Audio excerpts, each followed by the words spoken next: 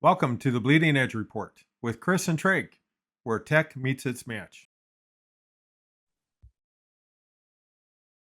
Hey, hello, and welcome to the Bleeding Edge Report with Treg and Chris. I'm Chris, and that's Treg. And it's good to see all of you again. This week, it's Treg's turn to share something from the Bleeding Edge, and I hope you find it exciting. I'm going to turn it over to Treg, and we'll get started. Go ahead. Okay. Well, hey, thanks, Chris. So, on today's Bleeding Edge, I'm calling this the episode of Public Enemy Number One. Okay. Now, here's what I got for you. Okay. I got a great new product idea. Okay. So, it's so good that there's going to be 8 billion users by 2027. There's only one little catch in this whole thing. And that is, it's proven to cause physical brain damage, emotional damage, and long-term psychological damage. Oh my. Okay. And if you got any kids, it's gonna ensure that they spend on average of 2 months of the year looking at their smartphone. Oh my gosh. Okay, So can you guess what my product idea is? Yeah, smartphones. Yeah, gotcha. Smartphones. Okay, so we've all been with smartphones. We know where they came from. I've been dealing with smartphone manufacturers, working with smartphone manufacturers and carriers since 1990. That's a long time. They first started out saying, hey, we're going to allow you to communicate away from home or work. That was great. And then BlackBerry took it to the next level, and rightly so, and it became a great productivity tool. Yeah. And then I think somehow in 2006, 2007, as soon as they got all the data figured out and all the other app providers started coming online, they started this endless, and I call it endless entertainment. Yes. Okay. And with some productivity. And it's called the endorphin injection. Yeah. Okay. Dopamine injection machine. Yeah. Gotcha. Yeah. That's a better name for it. Yes. So where we're at right now is we have 8 billion users. 8 billion. Right? Oh, excuse me. We will have 8 billion users in 2027. That's one for every person on the planet. Yes. So we're going to have one for every person on the planet. And then, well, we're having more and more people on the planet. Plus, I think some people get more phones. So, and that's their prediction: 8 billion smartphone users by 2027. That's 4 years from now. It's crazy. Big market, a lot of money in it. So here's the bleeding edge part of this whole thing.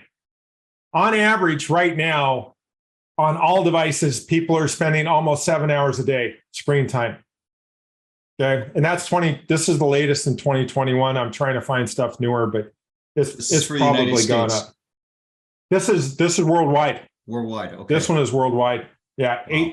age 16 to 64, 7 hours a day, right? So when we look at smartphone use by country, okay, and I'm going to do a little bit of annotation here. You have U.S. or what you want to call North America. You're at 3 hours and 30 minutes on average. That's about 13 minutes less than the average around the world. Then you get over to the Philippines, and you're looking at almost 6 hours. Thailand, almost 6 hours. Brazil, Colombia, South America.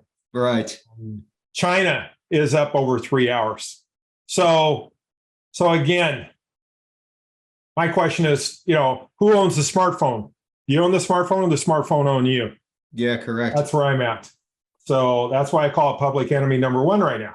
Because in a study just completed this year, self-reportedly with 3,000 people, 68% or 69%, close to 70%, said that they believe the screen time affects their mental health negatively. Okay. Wow. Yeah, that's self-reported. So we know it's hurting us physically. So it's kind of like if I'm hooked on morphine, right? You talk to me, and the first thing I say is I'm a morphine addict. The second thing I say is, do you have any morphine? Right. Right. So, wow. So everyone knows they're an addict, but everyone's still doing it. It's crazy. It's crazy. Gen Z, this is the latest generation. Right now, more around 70-80% say that they're on the phone more than preferable. Right. Okay. Which is right here on the chart, this blue bar.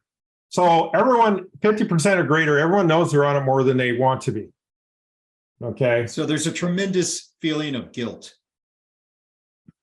I guess. I wouldn't say guilt. I don't know if I'd call it guilt. I just say they admit to that they have a problem. Okay. But I don't think most people don't feel guilty about it. So let's just take a step back and see what this stuff does to us. And this is proven. Okay. Increased screen time, smartphone use gives us less sleep. You know, I'm a parent. I dealt with a daughter, 13, 14, or 15. They'd stay up till 3 a.m. with their smartphone. And then they couldn't get out of bed at 7 to go to school. But anyway, so poor sleep, cardiovascular disease, high blood pressure, obesity, insulin resistance, impaired vision, reduced bone density on the physical side. On the psychological side, you have depression, you have suicidal tendencies, you have ADHD related behavior. Now imagine, kids having more ADHD behavior, and what are they doing? They're given drugs because of this. So their addiction to the smartphone, they got to actually be given drugs because of the consequences from this addiction. Right. Yeah. How bad can you get? How bad can you get? And then psychoneurological effects, the decrease in social coping. And then you have a craving behavior for the endorphin release, and the endorphin hits. Anyway, it's just not good, obviously. And we all know this. If someone pulled someone off the street and said, hey, do you have side effects from all this screen time on your smartphone? I think everyone would say yes. So another interesting thing is with kids. This is a study done with kids 3 to 5 years of age, okay, that spend time on a smartphone or a device. Oh my. Okay, so there's a decrease in the development of what's called white matter. So white matter, if you think about a computer, white matter is all the wires in the computer. The dark matter, or black matter, you might call it, is the actual brain tissue.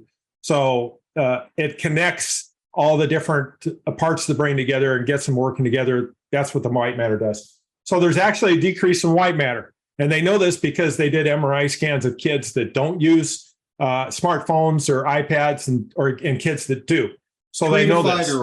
3 to 5 year olds. This is when they're developing the most. Right. Oh, this is horrible. So everyone knows this. You ask anybody, a smartphone manufacturer, anybody that develops apps for kids, everyone knows this.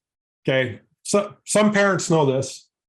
Anyway, so it's really, really impacting the kids quite a bit, even before they get to be a teenager. Okay. I was going through a school zone yesterday, and it was a grade school, junior high type situation. And almost every kid was just walking along. It was right after school and they're walking home. Almost every kid's just walking, looking at their screen, just like this, not paying attention to any. They were shoulder to shoulder, everyone, but everyone was staring at their screen. Yeah. Okay, moving on here. So what are the options? Okay. So half the parents say that they've set limits, and this is self-reported. About two-thirds say they look at content on their kid's phone. So that means half of the parents don't set limits. Right. Right. Which is crazy. So for half of the kids out there, in half of the situation, kids are just self-regulating themselves. Now, so half the parents are telling the truth. That's how I would say it. Yeah, half the parents are telling the truth. Yeah, that's another good way to say it. Yeah. But other things that are very interesting here is that only 1%, and we'll get down to the bottom here, only 1% of the parents believe their devices that they bought their children definitely aren't being used as intended. Oh, okay. In other words, only 1% are saying, oh, I'm 100% sure it's not being used as I want them to. Right. Right. And I don't know if that's ignorance, turning a blind eye. I think it's just more turning a blind eye.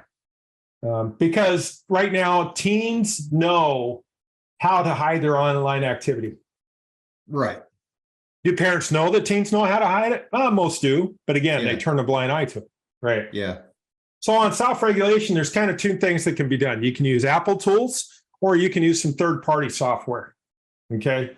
Mhm. So on the Apple tools, they have a lot of good tools on there. But I went and tried to do a search on what percentage of parents use the Apple parental controls. Yes. Not to be found. They are not publicized. Apple does not publicize what percent of parents are actually using this. And I even asked ChatGPT I see. what percent, and they said they don't know. The other time I asked them, it said, "Hey, it's not publicly available, so we don't know." So how convenient is that, right? Yeah. You got to let's keep not that money coming. let's not talk about the problem. Let's not talk about it, because as soon as we report that, then now we got another issue. And there's third-party software out there does the same thing. The only benefit is it allows the parents to get the reports and not have to go to the kid's phone. They Right. cost money. There's some good ones out there. So that's self-regulation. Okay. The next option is government regulation. Mhm. And this has been coming around in the last 10 years, less than 10 years. Okay. South Korea implemented a program called the Sheriff Project or something like that, where they had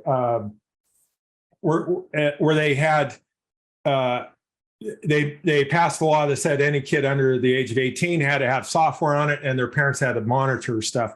Well, that lasted 1 year. Right. Okay. So that lasted only 1 year. And then they had a security problem. They had to shut it down.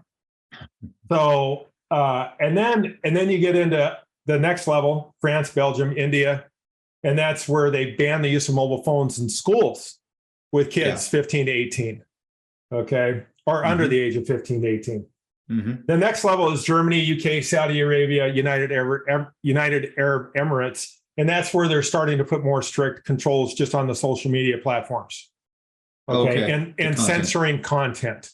Mhm. The next level is in Iran, where you can't even access some social media for the Right. most part, unless you got a VPN or some other method. So they're trying to really restrict it. The one that's most interesting is China's model.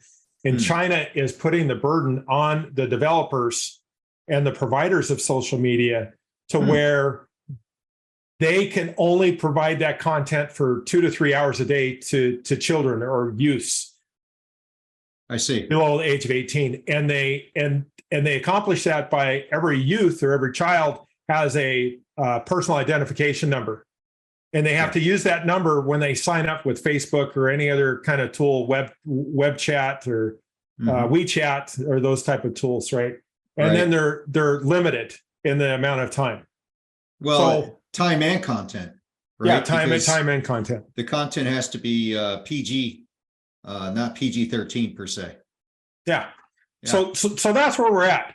To summarize it, we're getting more people on smartphones. Everyone's spending more time on smartphones. Everyone knows the physical effects of smartphones, especially on children, especially on youth. A lot of companies are turning the blind eye to it. A lot of reporting isn't being done. And so we're at a crossroads. And our theme on the Bleeding Edge is bringing up those issues that eventually either, bite people, or they're detrimental in the long run and things have to be revamped. Well, this is one of these things that eventually, my personal opinion is it's going to end up being revamped. And it's more likely going to be at the government level. Just like if you're not 18, you can't go down and buy cigarettes, or you can't go down and buy beer, or 21, depending on the state. You're not going to be able to do certain things, and it's going to be regular. It's eventually going to get there. It's not this year, next year, but everyone has to recognize it's going to get there. And the providers, these tools, are either going to have to do a little bit more self-regulation and come to the table more, or they're just going to be at the beck and call of their investors. And I think they're going to do more at the beck and call of investors and shareholders than make changes. And that's unfortunate. Well, thinking that's it. I'm thinking in the United States, we are hung up on option one because of, we're celebrating freedom here, individual freedom, but freedom is not free. This is the main point here. And in some cases, maybe government regulation is the way to go. I mean, for example, Schedule I drugs are illegal. There's a reason for that, right? You remember the old ad campaign back in the 80s? This is your brain. This is your brain on drugs. That's what I was thinking of when you're presenting this, right? Yeah. Toss an iPhone in that fry pan, why don't you, right? I think it's a brilliant thought here. I think it's a really good report, Treg, because it is alarming, really. Yes, it what we're is. doing here. Yeah, it is. And Um, and unfortunately, I look at the fact that I spent probably 15 years of my lifetime, on the manufacturer's end and on the business end, trying to increase the amount of use, with Sure. these tools. When I was in it, it was more with productivity, and I Right. feel pretty good about that because on the productivity side, these tools have helped. But I kind of got out of it in 2013, and it really seems like things have taken a path for the worse a little bit, and that's unfortunate. But anyway, Yeah. that's it, and I appreciate being able to come on and talk about it. Well, thanks a lot for the report. And You bet. if you like this report and our others, please like and subscribe our button on our YouTube button. And we look forward to sharing more of the Bleeding Edge reports with you. Have a terrific day. Bye-bye. Bye-bye.